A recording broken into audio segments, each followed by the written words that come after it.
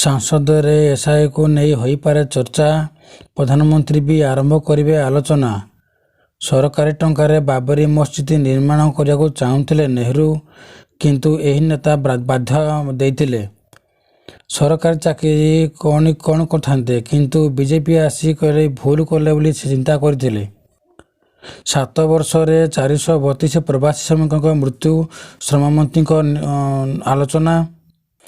ଆଜିଠୁ ନବମ ଶ୍ରେଣୀ ବିଦ୍ୟାର୍ଥୀଙ୍କ ନାମ ପଞ୍ଜୀକରଣ ଆରମ୍ଭ ପ୍ରକ୍ରିୟା। ଲେଉଟିବ ଶୀତ, ଘନ କୁହୁଡ଼ିରେ ଆସ୍ତନରେ ଜନଜୀବନ ଅସ୍ତବ୍ୟସ୍ତ। ଭବିଷ୍ୟତ ପିଢ଼ି ଲାଗି ଜମା ହେବ DFM ପାଣ୍ଠି, ଯାହାକି ମନମୋହନ ସରକାର ଆଲୋଚନା କରିଛନ୍ତି। ଆୟୁଷ ନିର୍ଦ୍ଦେଶାଳୟକୁ ଶନିଦଶା, ବନ୍ଦ ଥିଲା ପାଠପଢ଼ା, ଆଜିଠୁ ସେବା ବନ୍ଦ ସମ୍ପୂର୍ଣ୍ଣ ରୂପେ କରାଯାଇଛି।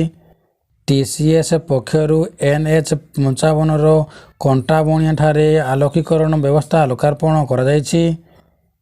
ଜୁଆ ଖେଳରେ ଜେଲ୍ ନାହିଁ, କେବଳ ଜରିମାନା ପାଇଁ ବ୍ୟବସ୍ଥା କଲେ ସରକାର। ଆଜି ଘୋଷଣା ହୋଇପାରେ +2 ପରୀକ୍ଷା ତାରିଖ, କେବେ ହେବ ପରୀକ୍ଷା? ଅରବିନ୍ଦ ଖୋଲୁଛି ପୁଲିସ SI ନିଯୁକ୍ତିର ଗୁମର। ପାକିସ୍ତାନରେ ବଢ଼ୁଛି ମହିଳାଙ୍କ ଉପରେ ନିର୍ଯାତନା, ବଳାତ୍କାରୀଙ୍କୁ ମିଳୁନି ଦଣ୍ଡ, ଡରାଉଛି ସଂଖ୍ୟା। ଚାଷ କାମ ସରିଯାଇଥିଲେ ହଠାତ୍ ଜଙ୍ଗଲରୁ ମାଡ଼ି ଆସିଲେ ହାତୀ, ଆଉ ତାପରେ ସବୁଆଡ଼େ ଜମି ମାଡ଼ିଯାଇ ଖାଇଗଲେ। ଆଜି ଭିନ୍ନକ୍ଷମ ଦିବସ, ଚାଲିଛି ଭିନ୍ନକ୍ଷମ ଶିଶୁଙ୍କ ଡାଟାବେସ୍ ପ୍ରସ୍ତୁତି।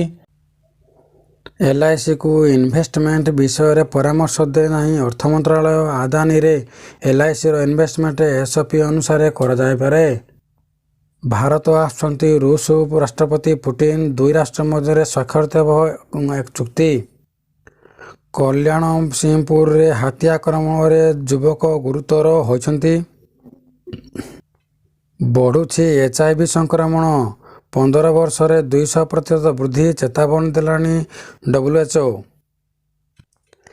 ତେଲେଙ୍ଗାନା ସରକାରଙ୍କୁ ହାଇକୋର୍ଟଙ୍କ ପ୍ରଶ୍ନ, SIS ପଦରେ କାହିଁକି IPSକୁ ନିଯୁକ୍ତି ଦେଉଛନ୍ତି? ଶ୍ରୀମନ୍ଦିର ଉପରେ ଶୁଭଙ୍କର ମିଶ୍ରାଙ୍କ ବିବାଦୀୟ ମନ୍ତବ୍ୟ, ଅଭିଯୋଗ ଆସିବା ପରେ ୟୁଟ୍ୟୁବ୍ ଚ୍ୟାନେଲରେ କଲେ କ୍ଷମା ପ୍ରାର୍ଥନା। ଖେଳ ଖବର, ଦକ୍ଷିଣ ଆଫ୍ରିକା ବିପକ୍ଷରେ ଦ୍ୱିତୀୟ ମ୍ୟାଚରେ କାମ ଦେବନି ରୋହିତ, ବିରାଟଙ୍କ ବ୍ୟାଚ୍। ବିଧାୟିକା ପଢ଼ିପାରିଲେନି ଶପଥ ଗ୍ରହଣର ଲେଖା। ଶସ୍ତା ହେଲା ଗ୍ୟାସ୍ ସିଲିଣ୍ଡର, ସବୁଠାରୁ ଶସ୍ତା ହେଲା ଗ୍ୟାସ୍ ସିଲିଣ୍ଡର। ଏଣିକି ମାତ୍ର 300 ଟଙ୍କାରେ ମିଳିବ ଗ୍ୟାସ୍ ସିଲିଣ୍ଡର।